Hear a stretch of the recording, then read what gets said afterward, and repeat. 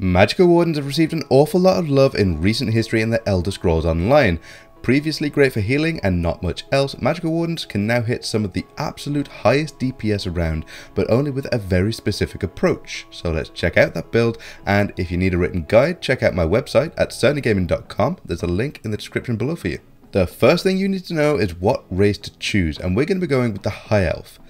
This has the best spread of stats for this build, but a Dark Elf performs very similarly, albeit with a little bit less sustain. Next is your food buff, which should be the good old Ghastly Eyeballs, a tried and true favourite of Magicka DPS since its release. Your Munderstone should be the Thief. We actually run lower than usual crit on this build compared to your average DPS build, which does work for us here, but the Thief is necessary to bring those crit numbers up to an acceptable level. We will be running standard spell power potions, which you can commonly buy from guild traders or craft yourself. Your champion points starting in the warfare section should be Deadly Aim, Master at Arms, Wrathful Strikes and Exploiter, and on the fitness side you should have Boundless Vitality, Rejuvenation, Fortified and Celerity. Now that we've covered the core details, let's move on to the gear. Now on the body we're going to be running my current favourite DPS set, and that is Draugr Grip. This set performs really well on dot heavy rotations, especially if they have a lot of extra status effects going around like this one does. 330 may not seem like a lot of extra damage, but when it's applied to every little tiny bit of damage that you do, it's actually huge. Next up is Arms of Reliquant. This is still the best option around for any standard DPS build right now, dealing incredible damage, which is getting buffed to insane numbers on this build in particular. Draugr Grip takes effect here, and it makes a difference. We run two different special weapons here. The first is the Perfected Maelstrom Inferno Staff on the back bar, which deals a huge amount of damage over the duration of a fight. You can use the Frost Staff if you wish, but Unstable Wall of Frost has a much higher cost than the Fire version, and I've found the Fire Staff to be better overall. The other special weapon we run is the Master's Frost Staff on the front bar. This one is a little unconventional and makes this approach quite unique in its sheer firepower.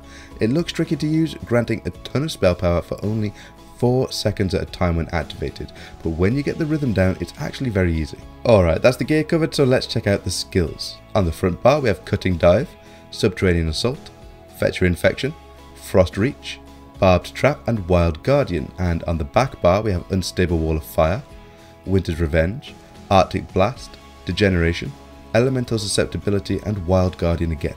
Rather than being a spammable, Cutting Dive is just used as a dot to apply its bleeding effect and set the enemy off balance if you're at long range. Subterranean Assault is the workhorse of our damage. You must remember to be ready to reapply it every 6 seconds as its second hit connects, so that you can get the most out of the damage over the duration of a fight. We have Fetcher Infection as a nice simple extra damage over time effect, which gets stronger with every second cast and has the added benefit of minor vulnerability. Frost Reach is the interesting part of this build.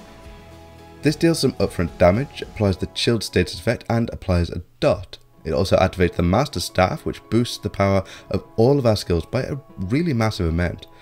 The trick is to try to use this as much as possible. If no dots need reapplied, you're using this. It's your new spammable, and that means huge uptime on tons of extra spell damage. Barbed Trap we all know as our source of minor force, boosting our critical damage to a nice level.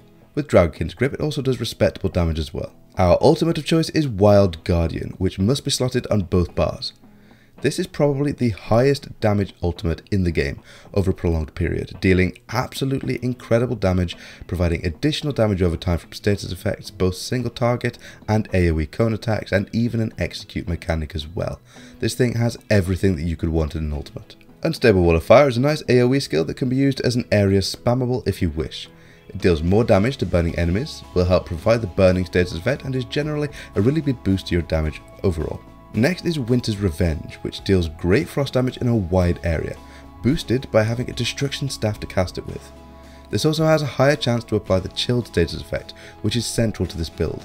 The same goes for Arctic Blast, which serves as a nice AoE damage over time and a great source of chilled on top of the occasional stun for mobs, which never hurts. Degeneration is here for another damage over time effect that is boosted by Draugr Grip.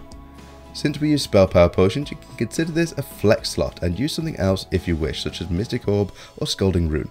It's important to use Elemental Susceptibility for its excellent reapplication of several status effects.